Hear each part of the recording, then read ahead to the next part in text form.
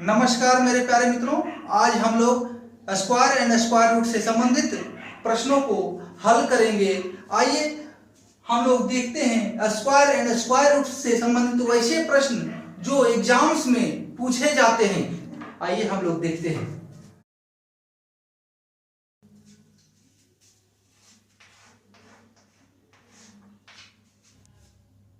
Question क्या है?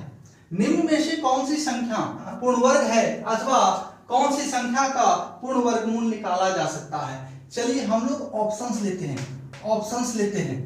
4 options लेते हैं, उसमें देखेंगे कि कौन सी संख्या पूर्ण वर्ग है या किस संख्या का पूर्ण वर्गमूल निकाला जा सकता है। देखिए, वर्ग और वर्गमूल दोनों एक दूसरे का विरोधाभास है। जब वर्ग आपको पढ़ा रहे थे, वर्ग निकालना सिखा रहे थे, उसमें भी कुछ एक्सरसाइज के कुछ प्रश्न हमने किए थे, लेकिन ऐसे प्रश्नों को हमने नहीं किया था क्योंकि मैं दोनों को एक प्लेटफॉर्म पर लाना चाहता था।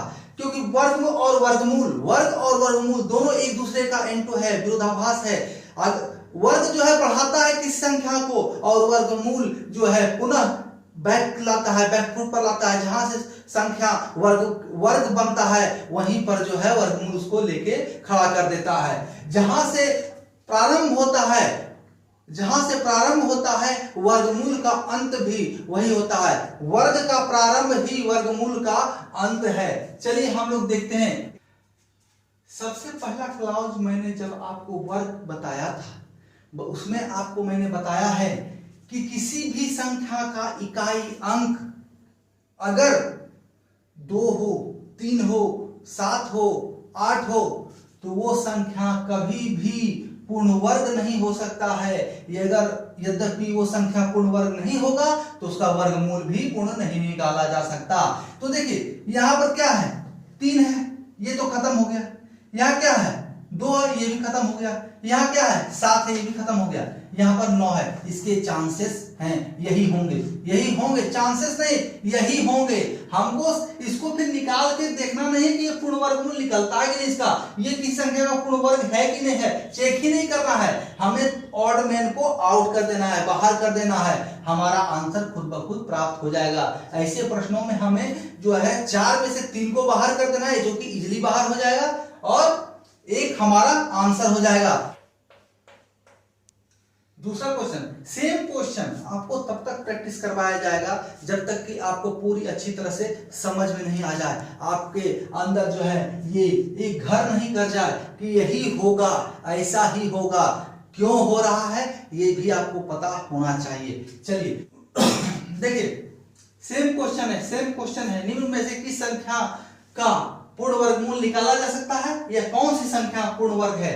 चलिए, एक क्लाउज वर्ग और वर्गमूल पढ़ाते समय मैंने ये भी बताया है, किसी भी पूर्ण वर्ग संख्या का इकाई अंक केवल एक 0 के साथ नहीं समाप्त होगा। इकाई अंक के बाद दहाई अंक में भी 0 होना चाहिए। कभी भी एक 0 के साथ कोई भी पूर्ण वर्ग संख्या समाप्त नहीं हो सकता है, हमेशा 0 का पेयर होगा, सम स्थानों में 0 होगा। तो देखिए, कहने का तात्पर्य यह है कि अगर इकाई में 0 है तो ये दहाई में भी 0 होना चाहिए। अगर सैकड़ा में 0 है तो ये हजार में भी 0 होना चाहिए। यानी किसी संख्या का अंतिम अंकों में 2 0 होगा, 4 0 होगा, 6 0 होगा, तभी वो संख्या पूर्ण वर्ग हो सकता है। ये जरूरी नहीं है कि वो संख्या पूर्ण वर्ग ही हो, लेकिन पूर्ण वर्ग होने का ये क्लाउज है कि अगर किसी संख्या के अंत में 1 0 है तो वो संख्या पूर्ण वर्ग नहीं हो सकता है। अगर संख्या के अंत में 3 0 है वो संख्या पूर्ण वर्ग नहीं हो सकता है। 5 0 है वो संख्या पूर्ण वर्ग नहीं हो सकता है। हर हाल में पेयर में होना चाहिए, 2 होना चाहिए, 4 होना चाहिए, 6 होना चाहिए, 8 होना चाहिए। सिंगल नहीं चलेगा पेयर में हमेशा। तो ये ऑप्शन हमारा आउट हो गया, ये ऑड मैन आउट हो गया। अब देखिए बी जो 2 नंबर ऑप्शन है, चूंकि ये देखिए 4 से डिवाइड हो रहा है, ये सम संख्या। अगर हम मान ले 1 मिनट के लिए कि ये पूर्ण वर्ग है, तो इकाई जो अंतिम 2 अंक है संख्या का 4 से डिवाइड होना चाहिए, क्योंकि ये सम संख्या है। सम संख्या का वर्ग ही सम संख्या हो सकता है, विषम संख्या का वर्ग हमेशा विषम होगा।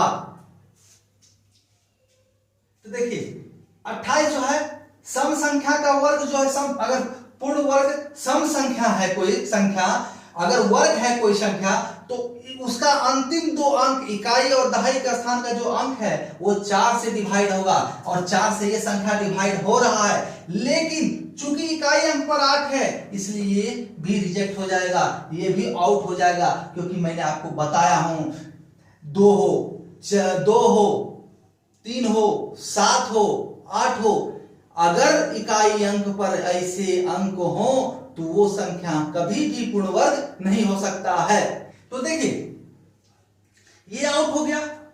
अब ये 9 इकाई अंक पे 9 है, ये हो सकता है, ये हो सकता है। यहां देखिए 3 0 है, ये कदापि नहीं होगा, ये कदापि नहीं होगा, क्योंकि अंतिम में संख्या के अंतिम में जो अंक है वो पेयर में नहीं है। देखिए क्या है 2 फिर एक अकेला सिंगल बच गया, सिंगल बच गया। संख्याओं के अंतिम में अगर 0 हो सिलसिलेवार ढंग से तो वो कभी विषम स्थानों में नहीं होगा। देखिए 1 2 3 विषम स्थानों में हो गया, हमेशा सम स्थानों में होगा। 3 होगा नहीं तो 4 होगा, 3 नहीं होगा 4 होगा, 6 होगा, 2 होगा, 8 होगा, 10 होगा, लेकिन कभी भी 1 नहीं हो सकता है, 3 नहीं हो सकता है, 5 नहीं हो सकता है, 7 नहीं हो सकता है। तो ये भी आउट हो गया, यानी हमारा आंसर ये हो गया, हमारा आंसर सी ऑप्शन हो गया 157609, यही पूर्ण वर्ग है और इसी का पूर्ण वर्गमूल निकाला जा सकता है, इसी का पूर्ण वर्गमूल निकाला जा सकता है। चलिए अगला क्वेश्चन देखते हैं। आपको हम तब तक समझाएंगे जब तक कि आपको पूर्ण रूपेण समझ में ना आ जाए, तब तक हम समझाते रहेंगे। आइए, ये वीडियो अच्छा लगे तो मेरे प्यारे मित्रों इसे शेयर और लाइक करते जाइए, शेयर और लाइक करते जाइए। चलिए तीसरा क्वेश्चन सेम पैटर्न सेम चीज, तीसरा क्वेश्चन। चलिए देखिए मेरे प्यारे मित्रों, क्वेश्चन सेम है, क्वेश्चन में कोई अंतर नहीं है। निम्न में से कौन सी संख्या पूर्ण वर्ग है या किस संख्या का पूर्ण वर्गमूल निकाला जा सकता है। मेरे प्यारे मित्रों, अगर आपको ये वीडियो अच्छा लग रहा हो तो लाइक और शेयर करते जाएं, रुकना नहीं चाहिए, अपने मित्रों तक भी पहुंचाइए। चलिए हमारे मनोबल को बढ़ाते रहिए। आइए देखते हैं आगे क्या है। 3 0। देखिए आपके जेहन में हम बता देना चाहते हैं, कभी भी विषम स्थानों में यानी कि बिना पेयर के 0 हो संख्या के अंत में तो वो संख्या कभी भी पूर्ण वर्ग नहीं हो सकता है, यानी कि जो अगर वो पूर्ण वर्ग नहीं होगा तो उसका पूर्ण वर्गमूल नहीं निकाला जा सकता है। चलिए यहां देखिए अगला क्या है 4 6 9 2 5 4 3, इतना नहीं देखना, इकाई अंक पर क्या है 3 है, खत्म हो गया है। 2 3 7 8 इकाई अंक पर हो तो वो संख्या कभी भी पूर्ण वर्ग नहीं हो सकता है। चलिए ये भी छट गया। अब आइए 4 3 2 1 9 2 5 इकाई अंक पर 5 है, तो इकाई अंक पर 5 होने का शर्त क्या है, दहाई अंक पर 2 होना चाहिए, जो कि इस ऑप्शन में है। दहाई अंक पर 2 है, यानी ये भी इसके भी होने के चांसेस हैं, इस ऑप्शन के भी होने के चांसेस हैं। अब आइए इकाई अंक पर 1 है, इसके भी होने के चांसेस हैं। अब देखते हैं, अब इन दोनों को हम क्वालिफाई कैसे करवाएंगे, इन दोनों में से कौन क्वालिफाई करता है ये हम कैसे देखेंगे। तो मैंने ये भी आपको बताया है, जब वर्ग और वर्गमूल आपको पढ़ा रहे थे तो बताया था एक डिजिटल सम मतलब अंकों का योग। डिजिटल मतलब क्या होता है, डिजिट अंक टोटल, यानी अंकों का योग।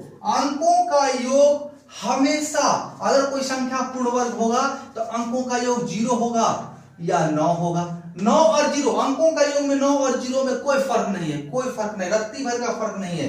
देखिए उसके बाद क्या है 1 होगा 4 होगा और 7 होगा। अगर इनमें से कोई संख्या आता हो अंकों का योग तो वही क्वालिफाई हमारा करेगा कि ये पूर्ण वर्ग संख्या है। तो देखिए 4 3 7 2 9, इसका अर्थ क्या हो गया 0। अभी मैंने कहा है वर्ग जब पढ़ा रहे थे उसमें बताए थे कि अगर डिजिट का योग 9 हो जाए तो उसका अर्थ क्या हो जाएगा 0 हो जाएगा। ये 9 का अर्थ भी 0, 0 जोड़ 1 1 जोड़ 0 1 और 2 3 और 5 8। क्या है यहाँ पर 8? नहीं, तो ये कभी हो ही नहीं सकता है, क्योंकि अंकों का योग 8 अगर होगा तो वो संख्या कभी पूर्ण वर्ग नहीं होगा। पूर्ण वर्ग होने के लिए 0 होना पड़ेगा, 9 होना पड़ेगा, 4 होना पड़ेगा, 7 होना पड़ेगा, 1 होना पड़ेगा। चलिए इसको जोड़ते हैं, 7 2 9, 7 1 8 और 1 9, खत्म, बच गया ये 4 अकेला, क्योंकि 7 2 9 0, 7 1 8 1 9 0 0 0 0 0 और जोड़ 4, तो 0 को किसी के साथ जोड़ना ही नहीं चाहिए, बेवकूफ ही भरा है। 4 अकेला बचता है, तो 4 ही हमारा आंसर हो जाएगा। तो ये ऑप्शन ही हमारा आंसर होगा, कहीं कोई डाउट नहीं होना चाहिए। हर तरह से आपको समझाने के लिए इतने सारे एग्जांपल्स दिए जा रहे हैं ताकि आपको भविष्य में एग्जाम्स में या प्रैक्टिस कर रहे हो, क्योंकि प्रैक्टिस सेट भी बनाना बहुत जरूरी होता है। घर में प्रैक्टिस सेट बनाइए, आप किसी भी प्रैक्टिस सेट को उठा लीजिए और उसमें बनाइए, ऐसे प्रश्नों को देख के बनाइए, आपको कंफ्यूजन होगा ही नहीं। अगर होता है तो हमें कमेंट कीजिए, हम आपको उसको और अच्छी तरह से समझाएंगे। चलिए आगे देखते हैं अगला क्वेश्चन। चलिए देखिए, चौथा क्वेश्चन भी सेम है, कोई अंतर नहीं है, सिर्फ ऑप्शंस चेंज कर दिए गए हैं, सिर्फ ऑप्शंस चेंज कर दिए गए हैं, अंकों को चेंज किया गया है ताकि आपको प्रैक्टिस अधिक से अधिक करवाया जा सके। चलिए देखते हैं, 3 0, आपका रंग सब ऑप्शन को घिना दिए है ना, 3 0 लग रखे।